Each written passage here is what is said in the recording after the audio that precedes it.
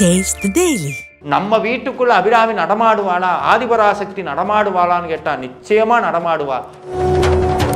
இறைவனை எப்போ ஒன்றி பூஜிக்கிறோமோ இந்த ஐம்புலனும் அதனுடைய வேலையை அப்படியே க்ளோஸ் பண்ணிடும்.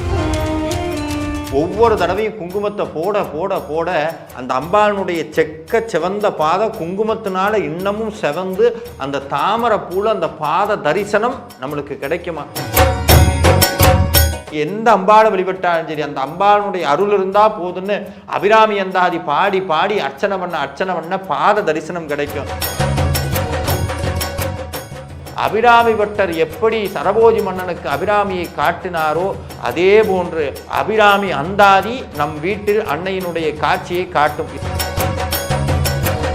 உங்க வீட்டில் எந்த அம்பாள் படம் இருந்தாலும் பரவாயில்ல, அது எதுவா வேணா இருந்தா பரவாயில்ல, சின்ன அம்பாள் படமா இருந்தாலும் பரவாயில்ல, அம்பாள் விக்கிரகமா இருந்தாலும் பரவாயில்ல, ஒரு வெத்தலையோ இல்லை ஏதோ ஒரு தட்டோ வச்சு அந்த சுத்தமான மஞ்சள் குங்குமத்தை ஒவ்வொரு பாட்டு பாடி அம்பாளுடைய பாதத்தில் அந்த அர்ச்சனை பண்ணணும்.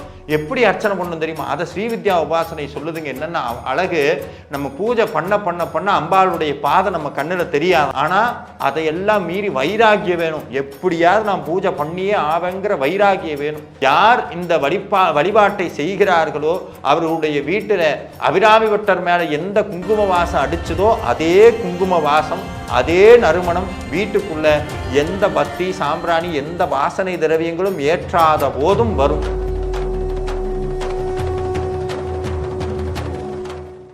GUI இந்தியாவின் தலை சிறந்த vernacular edtech brand, skilling everyone everywhere.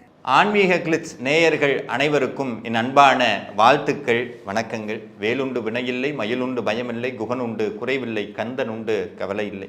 ஒவ்வொரு நாளும் ஒவ்வொரு சிந்தனையாக வாழ்க்கையை மேம்படுத்தக்கூடிய ஆன்மீக வழியிலே நடத்தக்கூடிய வாழ்க்கையை எப்படி நடத்த வேண்டும்னு நம்மளுடைய முன்னோர்கள் நமக்கு கொடுத்த பாதையில் போயிட்டுருக்காங்க. அதான் என்னென்னா வல்லவன் வகுத்ததே வழின்னு சொல்லுவாங்க. வல்லவன்னா யார்? இறைவன் தேர்ந்தெடுத்து ஒரு சில பக்தர்களுடைய வாழ்க்கையை மேம்படுத்தணும் அப்படிங்கிறதுக்காக தேர்ந்தெடுக்கப்பட்ட குழந்தைகள் ஒரு வாழ்க்கையை அமைச்சு கொடுக்குறாங்க. உடனே நம்மளுக்கு ஒரு கேள்வி வரும், அது ஏன் சார் ஒரு சிலருக்கு மட்டும் இறைவன் காட்சி கொடுத்தார், நிறையா பேருக்கு காட்சி கொடுக்கல அப்படின்னா அதுக்கும் காரணம் இருக்குது. என்னென்னா இந்த ஆத்மா பக்குவப்பட்டு ஒரு கட்டம் வரும்போது இறைவன் காட்சி கொடுக்கணும்னு நினைக்கிறார், தேர்ந்தெடுக்கிறார், காட்சி கொடுக்கிறார். அப்படி காட்சி கொடுத்த அடியார் எப்படி இருப்பாங்கன்னா அடுத்து அவரை பின்தொடரக்கூடிய அத்தனை பக்தர்களுடைய வாழ்க்கையும் மாறணும் அப்படிங்கிறதுக்காக இறைவனுடைய வடிவமாக சிலவற்றை விட்டு செல்வார்கள். அப்படி நம்மளுடைய பாரத தேசம் எங்கும் பார்த்தீங்கன்னா, அதுவும் குறிப்பாக தமிழ்நாட்டில் பார்த்தீங்கன்னா இறைவனை பார்த்த அத்தனை பேரும் செஞ்ச ஒரு விஷயம் என்னன்னா இறைவனை அப்படி எழுத்து வடிவமாக மாற்றி நம்மகிட்ட கொடுத்துட்டு போயிருக்காங்க. நம்மகிட்ட என்ன பெரிய விஷயம் அப்படின்னா இன்னைக்கு அதையெல்லாம் மறந்துட்டோம் அப்படிங்கிறது தான் பெரிய இதே. என்னென்னா வெளிநாடெல்லாம் போனோன்னா இதுக்காக தவம் இருக்கிறாங்க, யாராவது இதை சொல்ல மாட்டாங்களா, இதை பேச மாட்டாங்களா அப்படின்னு. அப்படி நம்மளுடைய வாழ்க்கையை மேன்மையுற செய்யக்கூடிய அதிசக்தி வாய்ந்த ஒரு பதிகத்தை பற்றி தான் நம்ம பார்க்க போகிறோம். அந்த பதிகத்தை பற்றி பார்க்குறதுக்கு முன்னாடி இதை பார்க்குற அத்தனை பேரும் கிளம்பி ஒரு ஊருக்கு போகிறோம். அது என்னன்னா திருக்கடவூர் அப்படின்னு சொல்லக்கூடிய அற்புதமான கால சம்ஹார மூர்த்தி, அதாவது காலனையே சம்ஹாரம் செய்த சிவபெருமான் இருக்கக்கூடிய இடம். இன்னொன்று அபிராமி அம்மை, அவ்வளவு அழகுக்கு ஒருவரும் ஒவ்வாத வள்ளின்னு அபிராமி பட்டர் கொஞ்சக்கூடிய அந்த அபிராமி அன்னை இருக்கக்கூடிய இடம். இத்தனை சிறப்புகள் வாய்ந்த இந்த திருக்கடையூரில் ஒரு அந்தன தம்பதி, அந்தனர்னு சொன்னால் அர்ச்சகர்னு ஒரு பொருள் வரும், அந்தனர்னுக்கு இன்னொரு அர்த்தம்னா மேலான அறிவை பெற்றவர்னு அர்த்தம். அப்போ என்னன்னா யாரெல்லாம் மேலான அறிவை பெறுகிறார்களோ, மேலான அறிவுன்னு சொன்னால் பிஹெச்டி கிடையாது, இன்றைக்கெல்லாம் அதுதான் பிஹெச்டி முடிச்சிட்டாங்கன்னா மேலான அறிவுன்னு கிடையாது. அதெல்லாம் இன்றைக்கி நம்ம உலகத்துக்கு சம்பாதிக்கிறதுக்காக ஒரு ஸ்டேட்டஸ்க்காக வச்சுக்கிறதானே ஒழிய மேலான அறிவுன்னா என்னன்னா நம்மளுடைய சமயம் சொல்லுது, எதனால் இந்த சூரியன் உதிக்குதோ, எதனால் எல்லா பொருள்களும் இயங்குதோ, உள்ளுக்குள்ளே இயக்கி கொண்டிருக்கக்கூடிய அந்த மேலான அறிவை யார் அறிந்து கொள்கிறார்களோ அவர்களுக்கு பெயர்தான் அந்தனர். அப்போ அந்த மேலான அறிவு யாரு? இறைவன் தான். அந்த இறைவனை அறியக்கூடிய அறிவுன்னு அருணகிரிநாதர் சொல்றார். அப்படி அந்த அந்தனர் குலத்தில் ஒரு தம்பதி இருக்கிறாங்க. இந்த தம்பதியில் ஒருத்தர் பெயர் என்னன்னா, அவர் என்னன்னா ரொம்ப அம்பாள் மேலே ஈடுபாடு. எப்படி ஈடுபாடுன்னா, இப்போ கோயிலுக்குள்ளே 2 சுமங்கலி வந்தாங்கன்னா காலில் விழுந்து கும்பிட்டுருவார். ஆஹா அபிராமி வந்துட்டான். கோயிலுக்குள்ளே எந்த சுமங்கலி வந்தாலும் அபிராமியாகத்தான் பார்ப்பார். உங்களுக்கு நல்லாவே தெரியும், இப்படியெல்லாம் பண்ணால் நம்மளுக்கு ஒரு பேர் வச்சுருவாங்க. கூட நல்லா சாமி கும்பிட்டு விழுந்து விழுந்து சாமி கும்பிட்டாலே இன்றைக்கி ஒரு பேர் வச்சுருக்காங்க, இவனுக்கு என்னப்பா சாமி பைத்தியம் பிடிச்சிருச்சு போல அப்படின்னு. இன்றைக்கும் சொல்கிறது உண்டு, அன்னைக்கும் அவரை சொல்லியிருக்கிறாங்க. இவர் உட்கார்ந்து சுவாமி மேலே அம்பாள் மேலே நினச்சி உட்கார்ந்துருக்கிறார். அப்போது நம்மளுடைய தஞ்சையை ஆண்ட சரபோஜி மன்னன், அந்த சரபோஜி மன்னன் அன்னைக்கு கடல் நீராடி விட்டு இந்த அபிராமி அன்னையை தரிசிக்குவதற்காக அந்த கோயிலுக்குள்ளே வராங்க. சரபோஜி மன்னன் வரான். மன்னன் வந்தால் என்ன ஆகும் உங்களுக்கே தெரியும், விஐபி தரிசனம் தான். எல்லாத்தையும் விலக்கி விட்டுட்டு அம்பாளை தரிசனம் பண்ணுறதுக்காக சரபோஜி மன்னன் வரும்போது இவர் உட்கார்ந்துருக்கிறார். இந்த அந்தனர், இந்த அந்தனர் எப்படி பூஜை பண்ணுவார்னா, இப்போ உங்களுக்கு நான் ரகசியத்தை சொல்லுவேன். இந்த கதை நிறையா பேருக்கு தெரிஞ்சிருக்கும், இருந்தாலும் தெரியாத ஒரு விஷயத்தை சொல்கிறேன். அம்பாளை எப்படி பூஜை பண்ணுவாங்க அப்படின்னா, திதிநித்யா தேவதைன்னு ஒன்று உண்டு. அது என்ன சார் திதிநித்யா தேவதை அப்படின்னா, நம்மளுடைய சமய நாட்காட்டி பார்த்தீங்கன்னா அதிநுட்ப அறிவியலினால் உருவாக்கப்பட்டது. இன்றைக்கி பார்த்தீங்கன்னா 1 2 3ன்னு வச்சுருக்கோமே, இது எல்லாத்துக்கும் முன்னாடி நம்மளுடைய சமயம் அது வச்சுருக்கு. என்னென்னா தேய்விரை வளர்விரைன்னு சொல்லுவோம். நிலவு முழு நிலவு குறை நிலவு அப்படின்னு சொல்கிறோம்ல, அந்த நிலவு முழு நிலவு ஆகிறதுக்கு முன்னாடி ஒரு 14 ப்ராசஸ் இருக்குது. பிரதமை, த்விதியை, திருதியை, சதுர்த்தி, பஞ்சமி, 1 2 3ன்னு வச்சுருக்கு. இது ஒவ்வொரு திதிக்கும் ஒவ்வொரு ஆற்றல் உண்டு. அந்த ஒவ்வொரு திதியாக அன்னையை வைத்து பூஜை பண்ணுவதுங்கிறது தான் சாக்த வழிபாட்டில் ரொம்ப முக்கியமானது. பிரதமை அன்னைக்கு அன்னை ஒரு வடிவில் இருக்கா, திதி அன்னைக்கு ஒரு மாதிரி இருக்கிறா, திதி அன்னைக்கு ஒரு வடிவில் காட்சி தரா. இப்படி மனசுக்குள்ளேயே அபிராமி அன்னையை அந்த அந்தனர் பிரதமை திதியில் வச்சு பூஜை பண்ணுறார், திதியை திதியில் வச்சு பூஜை பண்ணுறார், திருதியை திதியில் வச்சு பூஜை பண்ணுறார். இப்படி ஒவ்வொரு திதியாக பூஜை பண்ணிகிட்டே வராரோ இல்லையோ, இங்கேருந்து சரபோஜி மன்னனும் வந்தால் வெளியெல்லாம் நடந்துகிட்டு இருக்கு. இவருக்குள்ளே வேறு எதுவுமே காது. உங்களுக்கு ஒரு விஷயம் சொல்லட்டுமா, இறைவனை எப்போ ஒன்றி பூஜிக்கிறோமோ இந்த ஐம்புலனும் அதனுடைய வேலையை அப்படியே க்ளோஸ் பண்ணிடும். இப்போது நல்லா பாருங்கள், இந்த எதெல்லாம் முக்கியமாக செயல்படணுமோ அதையெல்லாம் இறைவன் மூடி போட்டு வச்சுருப்பான். கண்ணு பாருங்கள் மூடி வச்சுருக்கான், வாய்க்கு மூடி வச்சுருக்கிறான். முக்கியமான 2 பொருளுக்கு மட்டும் மூடியே கிடையாது, இந்த காதுக்கும் இந்த மூக்குக்கும். ஏன் சார் அப்படின்னா, கண்ணு எதையாவது கெட்ட விஷயத்தை எப்படியாவது போய் பார்த்துரும், கெட்ட விஷயத்தை எப்படியாவது உடம்பு அடிமையாக்குற ஏதாவது விஷயத்தை இந்த வாய் சாப்பிட்ரும். கொஞ்ச நேரமாவது அதுக்கு ரெஸ்ட் வேணும்னா கடவுளே மூடி போட்டு வச்சுருக்கிறார், இல்லைன்னா அவ்வளவுதான். ஆனால் இந்த காதுக்கும் காற்றுக்கும் மட்டும் இறைவன் மூடியே போடல. ஏன் தெரியுமா, இந்த எப்படி இந்த சுவாசம் உடம்பை இயக்குதோ, நல்ல விஷயங்களும் இறைவனுடைய கருத்துக்கள் தான் இந்த ஆத்மாவை இயக்கும் மனசை இயக்குங்கிறதுக்காக எங்கேயாவது எப்போவாது இருந்து இறைவனை பற்றிய ஒரு வார்த்தை இந்த காதில் விழுந்துரும். அதனால எப்பவுமே திறந்தே இருக்கணும்னு காதை மூடி போடாமல் இறைவன் வச்சிருக்கிறான். ஆனால் அருளாளர்கள் பூஜை பண்ணும்போது இந்த ஐம்புலனும் என்ன ஆகும் தெரியுங்களா, அவங்க கண்ட்ரோலில் வந்துடும். செலக்டிவாக இது கேட்க வேண்டான்னு அருளாளர்கள் நினைத்தால் அந்த காது கேட்காம போயிடும். வேற எந்த விஷயம் சத்தமும் உள்ள டிஸ்டர்ப் பண்ணாதவங்களை. ஏன்னா உள்ளுக்குள்ள அபிராமி உட்கார்ந்துருக்கிறார். அவர் உட்கார்ந்து ஒவ்வொரு திதியா பூஜை பண்றாரு, வெளியே நடக்கிறது எதுவுமே அவர் கேட்க மாட்டேங்குது, அப்படியே நிசப்தமாக உட்கார்ந்துருக்கிறார். இங்கே வெளியே இருக்கவன்லாம் அவரை போட்டு விட்டுக்கிட்டு இருக்கான், இவர் சரியான பைத்தியங்க, அவருக்கு ஒன்றும் பெருசாக இல்லை, வரவங்களெல்லாம் சும்மா சாமிம்பாரு. ஏன்னா நம்ம அப்படித்தான் பழகி வச்சுருக்கோம். அதில் ஒருத்தன் சொல்லியிருக்கேன், இவர் பஞ்சாங்கம் படிக்கிறது தான் வேலை, ஆனால் அதை விட்டுட்டு எல்லா வேலையும் பார்க்குறாரு இவர். அதனால் நீங்கள் எதுவும் தப்பாக எடுத்துக்கூடாது மன்னான்னு மன்னன்ட்ட நல்ல பேர் வாங்கிருக்கார். மன்னன் அப்படியெல்லாம் எடுத்துன்னு முடிவு பண்ண மாட்டார். இங்கே இப்போ இருக்கிற மாதிரிலாம் கிடையாது. எதையுமே சோதித்து ஆராய்ந்ததுக்கு அப்புறம் தான் மன்னன் முடிவு எடுக்கணும். இவர் உண்மையானு செக் பண்ணுறதுக்கான முகத்தை பார்த்தா தேஜஸாக இருக்குது. தேஜஸ்னா எப்படின்னா அம்பாளுடைய முகமாக இருக்குது. இன்னைக்கும் ஸ்ரீவித்யா உபாசனை அன்னையை பூஜை பண்ணக்கூடிய ஆத்மார்த்தமாக பூஜை பண்ணுறவங்களுடைய முகத்தை பார்த்தீங்கன்னா அவ்வளவு தேஜஸாக இருக்கும், அவ்வளவு ஒளி பொருந்தியதாக இருக்கும். லைட்டே போடலினாலும் அவ்வளவு பிரகாசமாக இருக்கும். ஏன்னா அம்பாள் உள்ளே உட்கார்ந்துருக்கிறார். இவர் கிட்ட போய் பார்த்தா குங்கும வாசடிக்குது. அபிராமி பட்டர் மேலே சென்டெல்லாம் போடல சார், குங்கும வாசடிக்குது. சரபோஜி மன்னனுக்குள்ளே ஏதோ உணர்வு சொல்லுது, இவர் ஏதோ பெரிய மகான். ஆனால் அவனுடைய கர்மவனேன்னு ஒன்று இருக்குல்ல, அவன் மேற்கொண்டு சோதிக்கணும்னு நினைக்கிறான். ஓய் அர்ச்சகரே, இன்னைக்கு என்ன திதி? நம்ம உள்ளே உட்காந்து இவர் என்ன பண்ணிட்டுருக்கிறார், ஒவ்வொரு திதியாக அன்னையை பூஜை பண்ணுறார். கரெக்டாக இவர் கேட்கவும் இவர் பூஜை பண்ணுறதுக்கும் அம்பாளை பௌர்ணமி திதியில் வச்சு பூஜை பண்ணுறார். அடுத்த நிமிஷம் சொன்னார் பௌர்ணமி திதின்ட்டார். என்ன திதியிலப்பா இருக்கு? அவர் உள்ள வேற எதுவுமே யோசிக்கல, அம்பாள் பௌர்ணமி திதியாக இருக்கான்னு பௌர்ணமி திதின்ட்டார். கன்ஃபார்மே பண்ணிட்டார். ஆனால் அன்னைக்கு அமாவாசை. உடனே மன்னன் உத்தரவிட்டான். இவர் பார்த்தா மிகப்பெரிய ஆன்றோர் மாதிரி அறிவாளி மாதிரி தெரிகிறார். நீங்கள் நல்லா யோசிச்சு பாருங்க, பைத்தியம் ஏதோ ஒன்று சொல்லுதான் விட்டுட்டு தானே போயிருக்கணும் மன்னன். ஏன் டெஸ்டிங் வச்சான் அப்படின்னா இவருக்குள்ள அந்த உணர்வு வருது. இவர் பார்த்தா பெரிய மகான்மார் இருக்கிறார், என்னை அவமதிக்கணுங்கிறக்காக இவர் பொய் சொல்றாரு நினைச்சு ஒரு உத்தரவு போட்டு விட்டார். கண்ணை முடிச்சு பார்க்கிறார். மண்ணான்னு எந்திரிச்சு நிற்கிறார். நீங்கள் சொன்ன மாதிரி இன்னைக்கு பௌர்ணமி வரல அப்படின்னா உங்களுக்கு மரண தண்டனை நிறைவேற்றப்படும்னு சொல்ல அபிராமி பட்டர் சிரிக்கிறார். நம்மளாக இருந்தால் என்ன பண்ணியிருப்போம், அழுதுருப்போம்.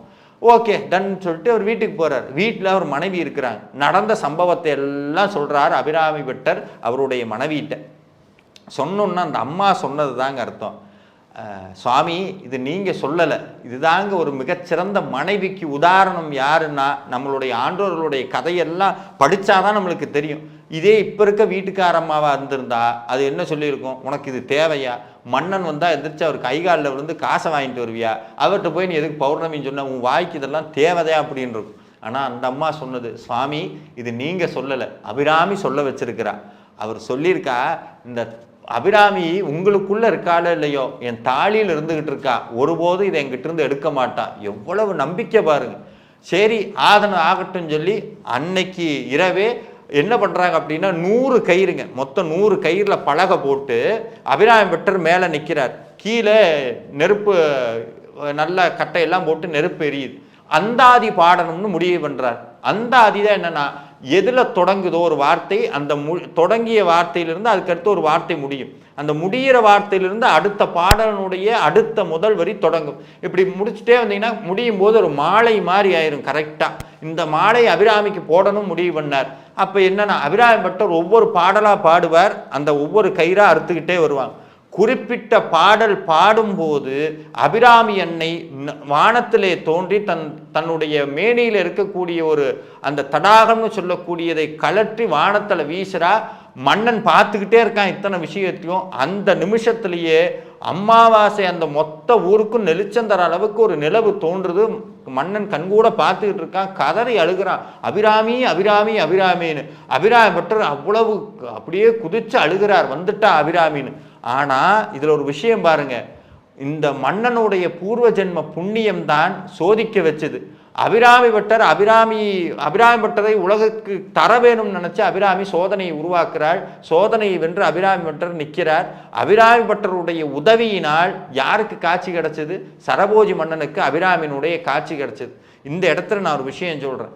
அப்போ அபிராமியை நம்மளால பார்க்க முடியுமான்னு கேட்டா நிச்சயமாக பார்க்க முடியும். அபிராமியினுடைய வாசனை நம்மளுக்கு தெரியுமா? நிச்சயமா தெரியும். நம்ம வீட்டுக்குள்ள அபிராமி நடமாடுவாளா, ஆதிபராசக்தி நடமாடுவாளான்னு கேட்டா நிச்சயமா நடமாடுவா.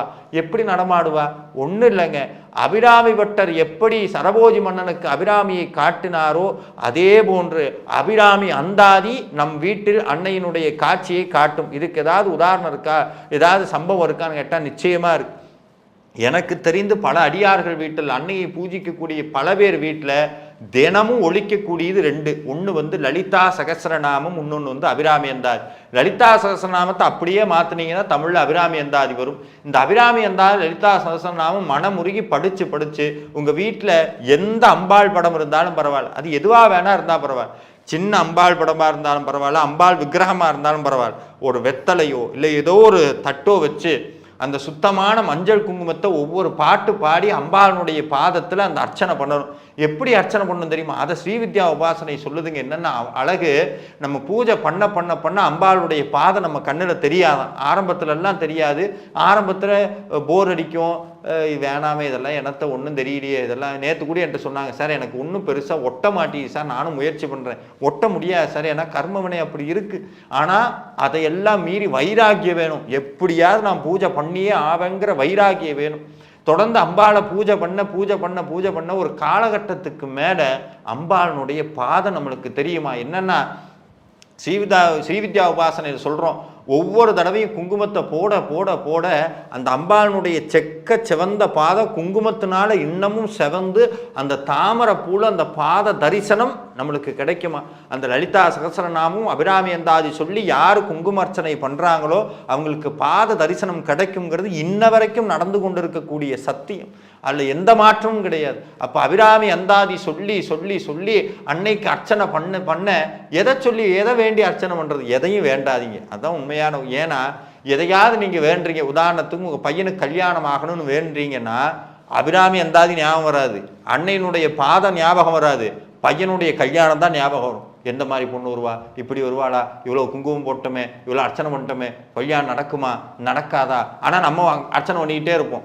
ஆனால் மனசு பூரா பையன் கல்யாணத்தில் தான் இருக்கும். எதையும் நினைக்காதீங்க, எதையும் வேண்டாதீங்க. அபிராமி நீ இருந்தா போதும்னு அன்னை ஆதிபராசக்தி நீங்க எந்த அம்பாளை வழிபட்டாலும் சரி அந்த அம்பாளுடைய அருள் இருந்தா போதும்னு அபிராமி அந்தாதி பாடி பாடி அர்ச்சனை பண்ண பாத தரிசனம் கிடைக்கும். சரி, அம்பாள் வீட்டுக்குள்ள நடமாடுறாங்கிறதுக்கு என்ன அறிகுறி அப்படின்னா, இன்னைக்கும் யார் இந்த வழிபாட்டை செய்கிறார்களோ அவர்களுடைய வீட்டில் அபிராமி பட்டர் மேலே எந்த குங்கும வாசம் அடிச்சதோ அதே குங்கும வாசம் அதே நறுமணம் வீட்டுக்குள்ள எந்த பத்தி சாம்பிராணி எந்த வாசனை திரவியங்களும் ஏற்றாத போதும் வரும். இது இன்னைக்கும் நடக்கக்கூடிய சத்தியம். வேணும்னா நெமிலின்னு ஒரு ஆந்திரா பக்கம் நெமிலின்னு ஒரு இடம் இருக்கு. அங்கே பாலா திரிபுர சுந்தரி நவராத்திரிக்கு மனித உடல் தாங்கி எல்லாரும் பார்க்குற அளவுக்கு வந்து காட்சி கொடுத்த இடம் நெமிலியில் இருக்கு. அப்படி அன்னையை வீட்டுக்குள்ள நடமாட செய்வது அந்த அபிராமி அந்தாதி. அபிராமி அந்தாதியை படிக்கும்போது அபிராமி பட்டர் முதல்லையே சொல்றார், முதல் பாட்டிலே சொல்றார் என்னன்னா, அம்பாள் உள்ளுக்குள்ள வந்ததுக்கு உணர்வு எப்படி இருக்குமா, நம்ம கண்ணை மூடணும்னு நம்ம கண்ணுக்குள்ள நிறைய காட்சி வரும், நிறைய தேவையில்லாத எண்ணம் வரும், என்னென்னமோ வரும். ஆனா எல்லா எண்ணங்களும் அடங்கி அடுத்ததுக்கு அப்புறம் கண்ணை மூடணும்னு ஒரு சிகப்பு நிறம் வருமா. என்ன சிகப்புனா ரத்த சிகப்பு கிடையாது. அப்படி இந்த சூரியன் உதிக்கும் போது லைட்டான ஒரு ஆரஞ்சு எல்லாம் கலந்த ஒரு நிறம் வரும். அந்த நிறம் மனசுக்குள்ள வருது அப்படின்னா அபிராமி வரப்போறான்னு அர்த்தம். சொல்றார் உதிக்கின்ற செங்கதிர் உச்சி திலகம்.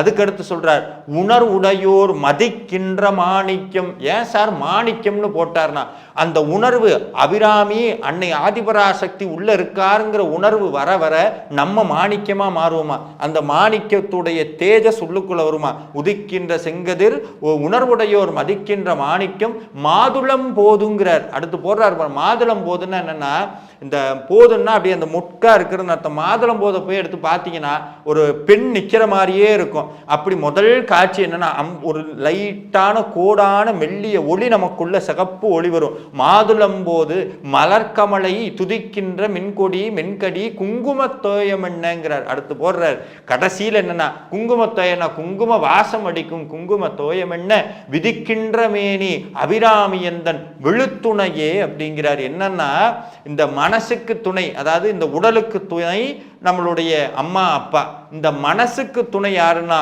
குரு, இந்த உயிருக்கு துணை யாருன்னா அபிராமி. அதனாலதான் சொன்னார் இந்த உயிருக்குள்ள அந்த ஆத்மாவுக்கு துணையான அபிராமி உள்ளுக்குள்ளே வருவார். அப்ப என்னிலிருந்து நீங்க என்ன பண்ணணும், எவ்வளவு கஷ்டம் வந்தாலும் சரி சார், எவ்வளவு பெரிய துன்பம் வந்தாலும் சரி, ஒன்னே ஒன்று நினச்சிக்கோங்க, அன்னை ஆதிபராசக்தியான அபிராமி உங்கள் கூட இருக்காங்கிற நம்பிக்கையோட தினமும் அபிராமி அந்தாதியில் ஏதாவது ஒரு பாட்டு, நமக்கு நிறையா பாட்டு இருக்குது, நிறையா பாட்டு வேணாம், ஒரு பாட்டு தினமும் வீட்டில் ஆஃபீஸ் போகிறீங்களா இல்லை ஸ்கூலுக்கு போகிறீங்க, எந்த வேலைக்கு போகிறதுக்கு முன்னாடியும் அபிராமியை பார்த்து அபிராமி அம்மா நீ என் கூட இருக்க, அதுக்கு சாட்சி இந்த அபிராமி அந்தாதி, இதை சொல்லிட்டு அர்ச்சனை பண்ண குங்குமத்தை நெத்தியில் வச்சுட்டு போங்க, கூட அபிராமி வருவா, உங்கள் வாழ்க்கையை மாற்றுவா. நன்றி. Taste Daily. Taste the Daily. GUI, இந்தியாவின் தலை சிறந்த vernacular edtech brand, skilling everyone everywhere.